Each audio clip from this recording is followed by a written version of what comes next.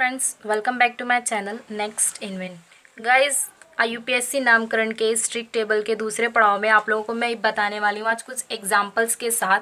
जिस तरह जैसे कि मैंने कहा था कि आप लोग पहले इसे लर्न कर लीजिए, एक बार मैं फिर से इसे रिवाइज कर दे रही हूँ। जैसे कि पहला डिग्री 1 पूर्व लग्न है, वो प्रतिस्थापी होते हैं और इसमें फ्लोरीन, क्लोरीन, ब्रोमीन अगर आपको यौगिक में देखने को मिलता है तो उसे फ्लोरो, क्लोरो, ब्रोमो या आयोडो लिखना है। और अगर उसमें कोई रिंग बन रही है तो रिंग बनने के लिए जो अगर उसमें वर्ड यूज़ होता है वो होता है साइक्लो।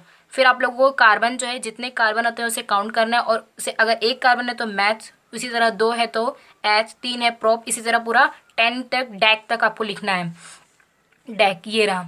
तो उसी तरह फिर आगे अनुलग्न होता है, प्राथमिक द्वितीयक अनुलग्न होते हैं। उसमें अगर आप लोगों को कार्बन कार्बन के बीच में एक बॉन्ड दिखता है तो एन लिखना है, 2 बॉन्ड दिखता है तो इन लिखना है और 3 बॉन्ड दिखता है तो आइन लिखना है। उसी तरह प्राथमिक अनुलग्न में क्रियात्मक समूह जो होते हैं, अगर उसमें यौगिक में आपको OH जो है जुड़ा हुआ होता है तो उसके लिए ऑल लिखना है। C डबल बॉन्ड अगर H जुड़ा होता है तो वो एल्डिहाइड लिखना है। और अगर इस तरह होता है तो उसके लिए आपको आइक अम्ल, कार्बोक्सिलिक अम्ल होता है और उसके लिए आइक अम्ल आप लोगों को लिखना है। तो जिस तरह आप ये ट्रिक टेबल पूरा लर्न कर लीजिए और उसके बाद आज जो मैं एग्जाम्पल आप लोगों को करवाने वाली हूँ वो इसी के बेस पर है। और अगर आप लोग ये याद कर लेते हैं तो आप लोग को वो बहुत ही ईजी पड़ेगा। तो जो एग्जाम्पल्स हैं उन्हें हम लोग आज देखते हैं। तो गाइज़, ये है मेरे यूपीएससी नामकरण में पार्ट 2 जो मैंने एग्जाम्पल्स लिए हैं। सबसे पहला और छोटा आसान एग्जाम्पल जो है वो है CH4। तो सबसे पहले मैंने क्या कहा था कि अगर आप लोगों को जिसमें उसमें जो क्लोरीन, फ्लोरीन या प्राथमिक जो पूर्ण लग्न होते हैं उसमें आप लोग को प्रतिस्थापित फ्लोरीन, क्लोरीन जैसा इसमें कुछ भी नहीं है तो आप लोग को सेकंड पे आना है 2 डिग्री पूर्व लग्न। उसमें जो है मैंने बताया था कि रिंग अगर बनती है तो साइक्लो वर्ड का यूज़ करना है। तो इस जो यौगिक में रिंग भी नहीं बन रही है तो इसमें साइक्लो वर्ड का यूज़ नहीं करना है। फिर मैंने कहा था कि तीसरे में मुख्य कार्बन श्रृंखला में आपको सबसे पहले फिर उसमें जितने कार्बन है उसे काउंट करना है। तो इसमें कितने कार्बन है? इसमें एक कार्बन है। तो एक कार्बन के लिए हम लोग क्या लिखते हैं? हम लोग एक कार्बन के लिए मैथ लिखते हैं। उसके बाद मैंने कहा था कि वो उससे देखना है कि वो कार्बन कार्बन के बीच कितने बॉन्ड है। यहाँ पर आप लोगों को दिखाई नहीं दे रहा है कि कितने कार्बन है तो मैं आप लोगों को दिखा दे रही हूँ कि यहाँ पर सिर्फ एक बॉन्ड है।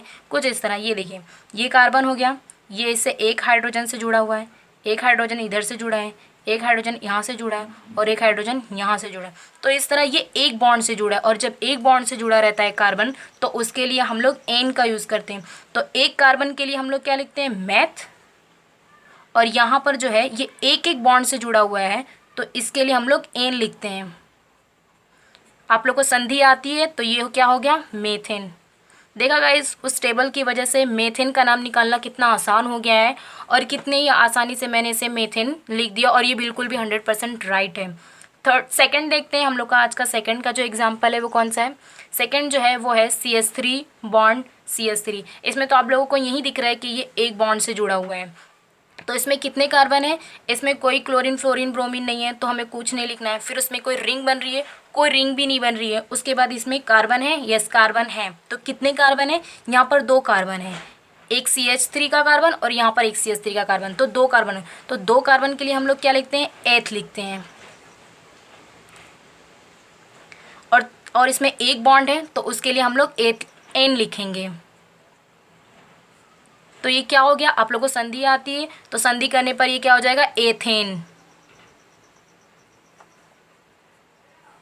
ये देखिए कितने आराम से उस बॉक्स से निकल गया ट्रिक टेबल से। तो आप लोग उसे अच्छे से लर्न कीजिए। फिर अगली जो है, अगली आप लोगों को लग रहा होगा काफ़ी डिफिकल्ट है, ये इसका यूपीएससी नाम क्या होगा। काफ़ी बच्चे 90% बच्चे ऐसे देख कर ही शक्ल को, ये पिक्चर जो दिखा रहा है इसमें ही देख कर कन्फ्यूज़ हो जाते हैं और इसे स्किप करके आ जाते हैं। तो बिल्कुल भी स्किप मत कीजिए, इसे देखिए कितना आसान है। सबसे पहले इसमें कोई क्लोरीन, फ्लोरीन, ब्रोमीन है? नहीं है, टेबल की मदद से। फिर टेबल में क्या बताया था? कहता है कि क्या रिंग बन रही है? यस, इसमें रिंग बन रही है। तो सबसे पहले हम लोग कौन से वर्ड को यूज़ में लेंगे? साइक्लो, क्योंकि इसमें रिंग बन रही है तो साइक्लो हो गया। उसके बाद इसमें कार्बन को काउंट करेंगे कि कितने कार्बन है। तो इसमें CH2 का एक कार्बन, यहाँ का CH2 का एक कार्बन और यहाँ का, तो इसमें कितने कार्बन है? 3 कार्बन। और 3 कार्बन के लिए हम लोग क्या लिखते हैं? प्रॉप। उसके बाद इसमें कितने बॉन्ड बन रहे हैं? एक, कितने बॉन्ड मतलब से ये जुड़ा हुआ है तो ये एक बॉन्ड से जुड़ा हुआ है तो उसके लिए क्या हो जाएगा? प्रोपेन। एक बॉन्ड के लिए एन लिखेंगे, संधि करेंगे तो क्या हो जाएगा? प्रोपेन। अगला देखते हैं, अगला क्या है। ये आज का लास्ट है गाइस और ये भी बहुत ही ईजी है। और जो है ये भी आप लोगों को दिखने में तो बहुत ही हैवी लग रहा होगा कि इसे कैसे निकालेंगे, इसमें तो 3 कार्बन है और इसमें कोई रिंग भी नहीं है कि इसमें साइक्लो लिखें। तो बहुत ही ईजी है, मैं आप लोगों को बताती हूँ। इसमें CH3 bond CH2 bond CH3। इसमें सबसे पहले कोई इसमें फ्लोरीन क्लोरीन ब्रोमीन कुछ नहीं है, तो हमें इसमें क्लोरोफ्लोरो लिखने की कोई ज़रूरत नहीं है। उसके बाद क्या इसमें रिंग बन रही है? नो, इसमें रिंग नहीं बनी। ऊपर वाले में रिंग बनी तो हमने साइक्लो लिखा, नीचे वाले में रिंग नहीं बन रही है। तो सबसे पहले क्या करना है, इसके कार्बन को काउंट करना है। तो इसमें कितने कार्बन है? 3 कार्बन, 1 2 3। तो 3 कार्बन के लिए हम लोग क्या लिखते हैं? हम लोग प्रॉप लिखते हैं 3 कार्बन के लिए। ये प्रॉप हो गया। उसके बाद फिर इसमें कितने कितने कितने बॉन्ड से जुड़ा हुआ है? ये एक बॉन्ड से। तो ये क्या हो जाएगा? एक बॉन्ड से जुड़ा है तो इसकी संधि अगर एन लिख देंगे और जब संधि करेंगे तो क्या हो जाएगा? प्रोपेन। देखिए गाइस कितनी आसानी से मैंने इन लोगों के IUPAC नेम निकाल रही है। तो अगर आप लोगों को IUPAC नाम नहीं आता है तो मेरे उस ट्रिक टेबल को लर्न कीजिए और मेरी वीडियोस को देखिए, स्किप मत कीजिए, ताकि आप लोगों को IUPAC नामकरण निकालने आ जाए। ये बहुत ही इंपॉर्टेंट है क्लास 10th एंड 12th दोनों के लिए। सो इतनी अच्छी ट्रिक के लिए और ट्रिक टेबल देने के लिए और इतने अच्छे से आप लोगों को ये इतना इजीली बताने के लिए मेरे चैनल को लाइक कीजिए, सब्सक्राइब कीजिए एंड शेयर कीजिए। और मैं मिलती हूँ आपको अगली वीडियो में। Friends, welcome back to my channel next invent. Guys, IUPAC नामकरण के इस ट्रिक टेबल के दूसरे पड़ाव में आप लोगों को मैं बताने वाली हूँ आज कुछ एग्जांपल्स के साथ। जैसे कि मैंने कहा था कि आप लोग पहले इसे लर्न कर लीजिए, एक बार मैं फिर से इसे रिवाइज कर दे रही हूँ। जैसे कि पहला डिग्री 1 पूर्व लग्न है, वो प्रतिस्थापी होते हैं और इसमें फ्लोरीन क्लोरीन ब्रोमीन अगर आपको यौगिक में देखने को मिलता है तो उसे फ्लोरो क्लोरो ब्रोमो या आयोडो लिखना है। और अगर उसमें कोई रिंग बन रही है तो रिंग बनने के लिए जो अगर उसमें वर्ड यूज़ होता है वो होता है साइक्लो।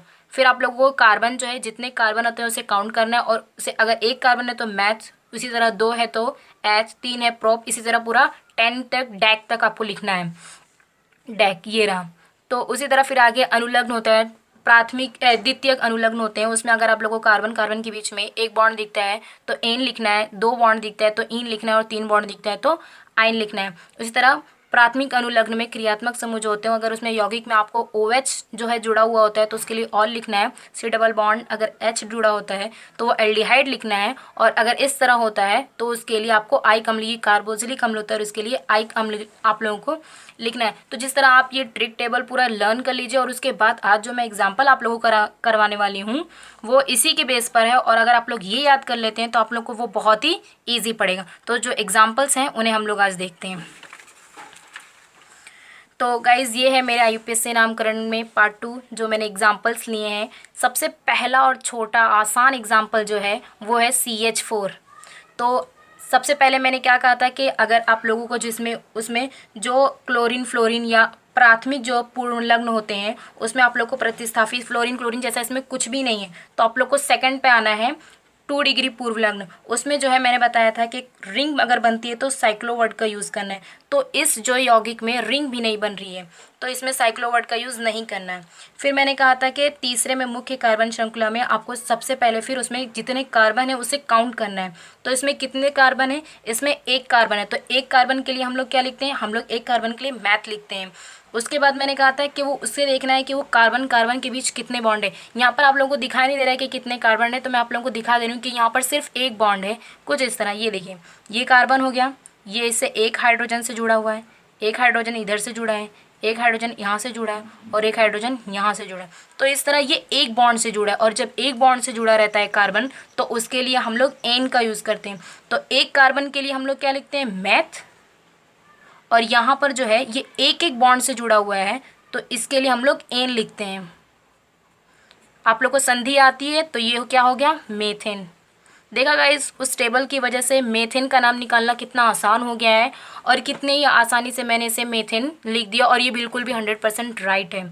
सेकंड देखते हैं हम लोग का आज का सेकंड का जो एग्जाम्पल है वो कौन सा है।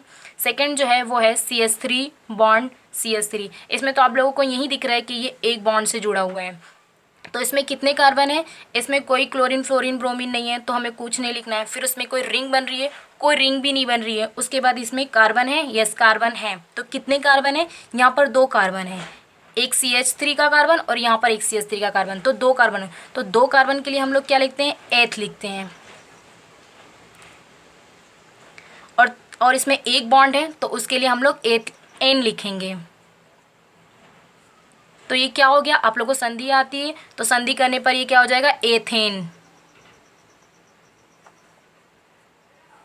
ये देखिए कितने आराम से उस बॉक्स से निकल गया ट्रिक टेबल से। तो आप लोग उसे अच्छे से लर्न कीजिए। फिर अगली जो है, अगली आप लोगों को लग रहा होगा काफ़ी डिफिकल्ट है, ये इसका यूपीएससी नाम क्या होगा। काफ़ी बच्चे 90% बच्चे ऐसे देख कर ही शक्ल को, ये पिक्चर जो दिखा रहा है इसमें ही देख कर कन्फ्यूज़ हो जाते हैं और इसे स्किप करके आ जाते हैं। तो बिल्कुल भी स्किप मत कीजिए, इसे देखिए कितना आसान है। सबसे पहले इसमें कोई क्लोरीन फ्लोरीन ब्रोमीन है नहीं है, टेबल की मदद से। फिर टेबल में क्या बताया था, कहता है कि क्या रिंग बन रही है, यस इसमें रिंग बन रही है। तो सबसे पहले हम लोग कौन से वर्ड को यूज़ में लेंगे, साइक्लो, क्योंकि इसमें रिंग बन रही है तो साइक्लो हो गया।